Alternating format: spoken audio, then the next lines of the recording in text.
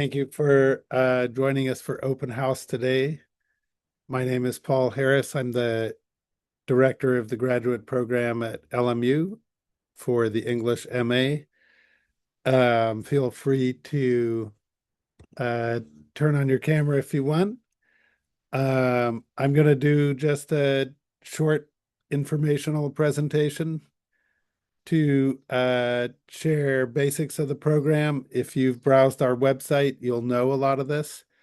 But this is just to go through the basics, and really my goal is to get to through that quickly and then take questions from you all. That's really what this is for. Um, any questions or anything before I just do this presentation? So thank you all for joining us in the Zoom sphere. It's always an experience to wonder where everybody's coming from and what they're up to, but we'll get to that. So I just want to quickly uh, show you all this very basic overview of the program. And uh, here we are with the context for today. And I'm happy to say I've been a professor at LMU since 1992. And the vision statement for the program, very straightforward, but we really mean it. Our program and the department is a community of creative writers and literary scholars committed to the fundamental dignity, equality, and welfare of all human beings. And that seems like a more and more important statement to make these days. Um, why LMU English?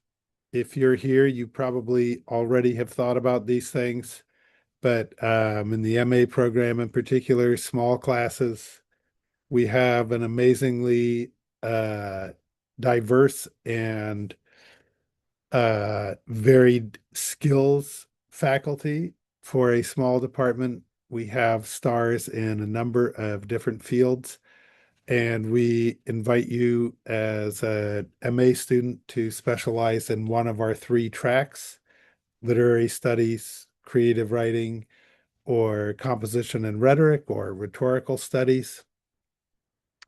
One of the real strengths of the program is that we highly encourage you to submit proposals to present conference papers in the profession, and we support that travel to conferences for professional development. I think that that is one of the things that we do as an MA program that not many programs do. We also have 5 lines for teaching fellowships. The teaching fellowship is a 2-year track of being trained and teaching in our core curriculum, teaching rhetorical arts classes. I can get into details about that. We also have 2 different graduate assistant positions.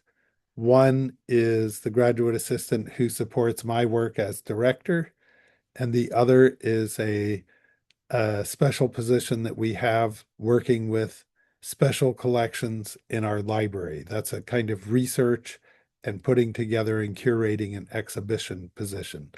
Very unique kind of thing working with our special collections in the library. Uh, the mission of LMU is a deep commitment to social justice and education of the whole person. And I've been at LMU, as I said, for decades and been very happy to serve that mission and believe in the community of the university. In terms of program outcomes, it's a professionalization at the master's level in the discipline of English and literary studies. It is also a program that trains you in different professional writing skills, book reviews, query letters if you're a creative writer, submitting abstracts for conference development. And then at the end of the program, you do a portfolio and the portfolio is in your special area of interest. And that's where I think you really develop a set of professional level writing samples and have a focus within the special part of the discipline that you want to specialize in. Uh, this I'm sure you're familiar with, the graduate program link and the LMU graduate admission link.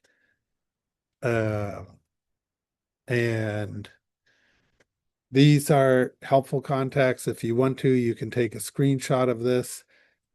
Anna Kennedy is our graduate program assistant. If you're interested in visiting campus, you can reach out to her and or me at any time if you want to set up a visit to see the program. The other people listed there are support people that you would get to know better as you get to know the program on campus. Please do remember that later after this session, after this meeting, which will, be relatively brief, you can get really important information for graduate student financial aid, if you have international admission questions, and career and professional development. So don't forget about those later resource sessions. So with that, I would like to open it up for questions from any of you.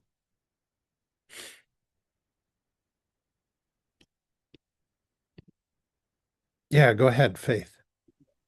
Hello. So I'm just curious, is there any potential for overlap between the different avenues of the program? So, for example, if I wanted to take the literary route, but take a few classes in rhetoric and composition, is it possible to do that? Definitely. I should have said this in introducing the three tracks of the program. So the requirements are purposely relatively loose. The program requirements, you take 4 out of 10 classes in addition to the basic required classes. 4 out of 10 are in your area of specialization. And after that, it's completely fluid. So we emphasize the interplay of creative and critical writing in the program. We think that to be a good creative writer, you should have a good basis in critical writing and vice versa. And the rhetoric track absolutely overlaps with literary studies and literary theory. So, short answer is yes, absolutely. You're not limited to taking things in your track. It's really like you just have to have the required number of classes. Awesome. Thank you so much. Mhm. Other questions? I have Yeah, a question. Sorry about the music. I'm in KXLU hosting my show, but first off, I'm a journalism major, and I just wanted to ask which specific topic should I focus on? Will it be literature, creative writing, composition, and rhetoric? What's your advice? if you're coming out of the journalism major, and if you're already at LMU, you should just come see me and talk about this in more depth, because it's a question of um, journalism and English were one department, and Hmm. probably during the time you've been here, we've separated. So the minimum requirements to apply for an MA in English, you need X number of English classes. But I would say the journalism major goes most directly Hmm. into creative writing. Okay.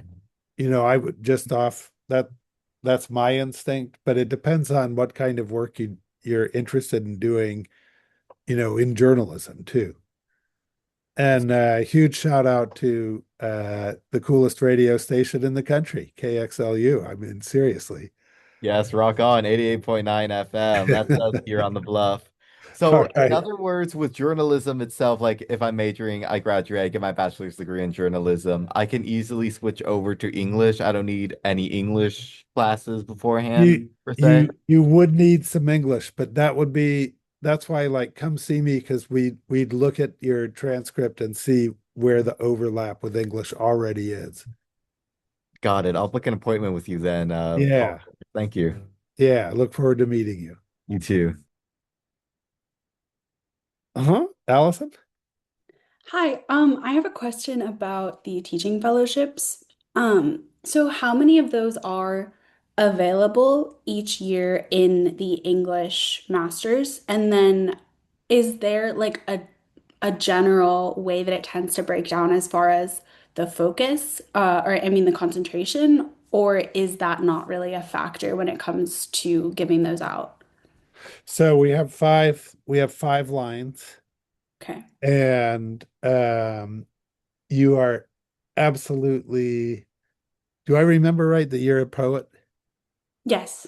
Yeah, okay. So I just your your poetry is really, really interesting, just to tell you. And we've had lots of creative writers come through and do creative writing and be teaching fellows. There's no like if you want to go on in teaching, then rhetoric and composition is sort of the associated track. And as a teaching fellow, you take rhetoric and composition teaching of writing classes, of course, to support that work, but it's completely separated from what track you're in, and your application as a teaching fellow is independent of what concentration you're in. Okay, and then one final question about that Mhm. application. Am I right that it is just like there's a two-page application that is for that, and it's the same as like any scholarship? It's like just that one application, and then you have to write something to accompany it, or is there another step that I'm missing in that process? No, so the application for the teaching fellowship is something that it's just being shifted from the way we've been doing it. So every applicant this year that has expressed interest in the teaching fellowship, I'm going to be I'm going to be reaching out to people this week to set up interviews. It's Okay. basically we're going to ask you for a very short written statement of interest, which is really basically already in your program statement of interest and your resume. So we're trying to avoid giving you extra busy work for writing, and it's really about the interview. All right. And if so sorry, this No, just no, not at all. Not at all. um if I just applied and I don't know yet if I'm accepted, will I still be hearing from you this week, or should I wait until that rolls over? I think this process should go pretty quickly, and you'll hear both things within the next week, I would say. All right. Thank you so Yeah. Yeah. Any other questions right now? Well, I Yeah. just wanted to state, so the program itself, the English program, is it just 2, 3 years? So it's 10 classes, Okay. and generally speaking, that two classes a semester is the basic full-time load. Okay. And so people generally will try to do it in 2 years by having one or two summer classes Hmm. mixed in.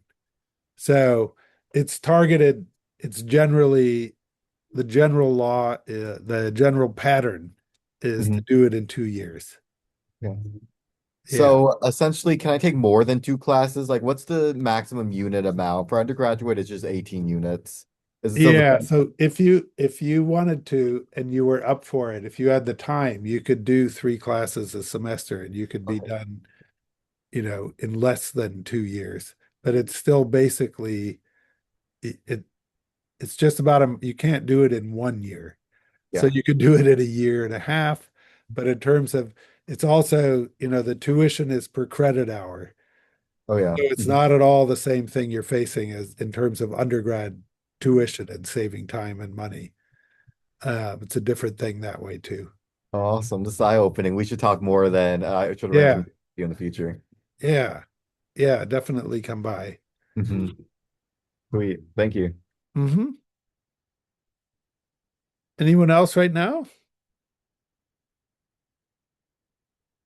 Going once, going twice. All right. Nice to meet you in Zoom the first time. Look forward to future conversations.